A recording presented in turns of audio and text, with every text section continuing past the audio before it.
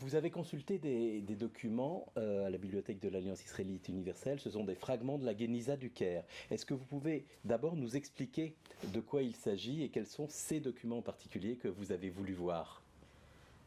Oui, ces fragments, ils font part d'un manuscrit plus grand.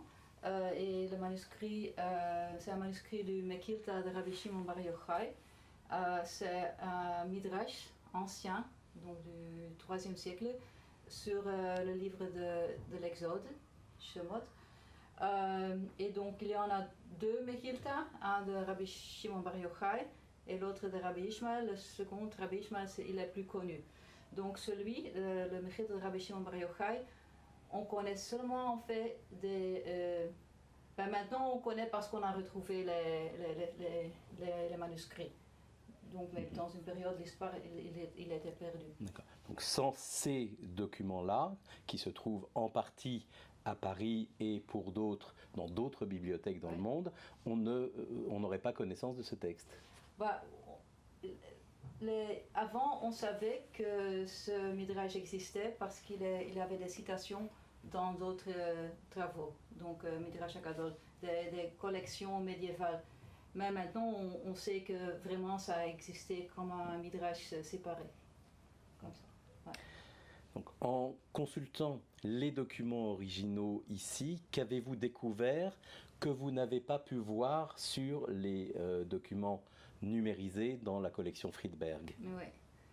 Oui, d'abord, ces pages ici, ils font part d'un beaucoup plus grand manuscrit. Donc il y a seulement quelques pages qui sont ici.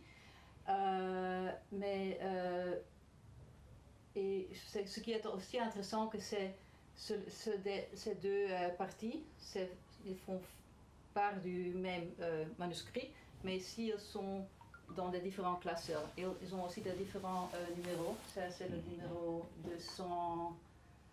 279 et ça c'est 126. Mais ça, on peut voir que c'est le même manuscrit, d'abord de l'écriture, mais aussi ça, ici, ça, en les rapprochant, on voit que c'est part du même page. Mais même qu'on savait que c'est part du même page, moi j'ai vu maintenant qu'il y a aussi un petit problème, parce que ici on voit que ça a été collé, restauré il y a quelques dizaines d'années. Et aussi sur les photographes dans le Friedberg, c'est comme ça, parce que c'est... c'est une copie de ce manuscrit dans cet état-là. Mais parce que je voyais que ça... J'avais des problèmes parce que vous voyez, ça ne colle pas, ça ne correspond pas. Non, ça ne correspond pas. Donc, et aussi le texte ne correspond pas. Ici, ça correspond, et ici aussi, mais ici pas. Donc, et ça, c'est pas étroit, donc ça peut pas être. Donc, j'ai maintenant découvert aujourd'hui que cette partie qui est collée ici doit être un peu plus haut. En fait, d'accord, donc elle a été recollée au mauvais endroit. Oui, ça a dû être collé un peu plus haut comme ça. Et si c'était comme ça allait bien. Donc, et aussi le texte, il faut le lire un peu comme ça et pas étroit. Donc,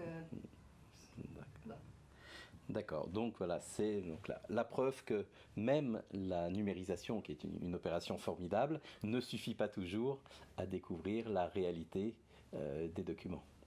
Oui, donc c'est toujours bien de les voir en vrai dans la bibliothèque. Donc, Merci beaucoup. Merci beaucoup. Merci.